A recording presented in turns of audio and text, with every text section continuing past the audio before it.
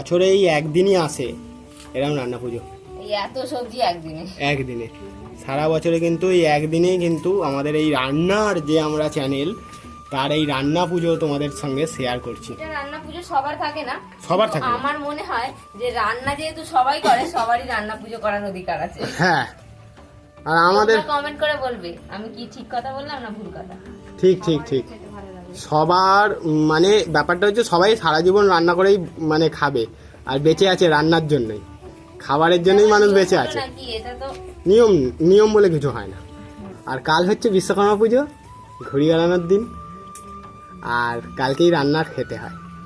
এটা পান্তা ভাত হবে, হয়ে খেতে হবে। কালকে অরন্ধন, অরন্ধন রান্না হবে না, রান্না হবে আজকে যা রান্না হবে কালকে সেটা খাওয়া হবে। ও দেখো, আজ নারকলটা ফাটিয়ে নিলাম, পুরুলি হবে। আজকে হচ্ছে আমাদের বিরাট আনন্দের দিন, এইসব রান্না ফান্না পুজোতে এত কিছু আয়োজন। হ্যাঁ, আর রান্না করতে সবার ভালো লাগে আমাদের বাড়ি। এই দেখো নারকলটা খুব ভালো হয়েছে। ওই জাল দিয়ে হাঁড়ি পুড়ে হয়ে যাচ্ছে। এখন জল ভালো হয় না সেরকম ভাবে।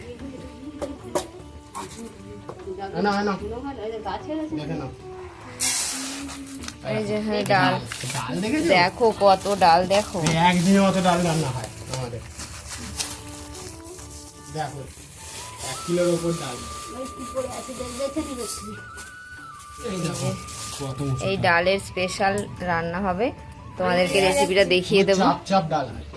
তো দেখো এখানটা কত সুন্দর লাগছে, মাটির উনুনে মাটির হাঁড়িতে রান্না করা হচ্ছে। দেখো এখানে কত ডাল, মুসুর ডাল,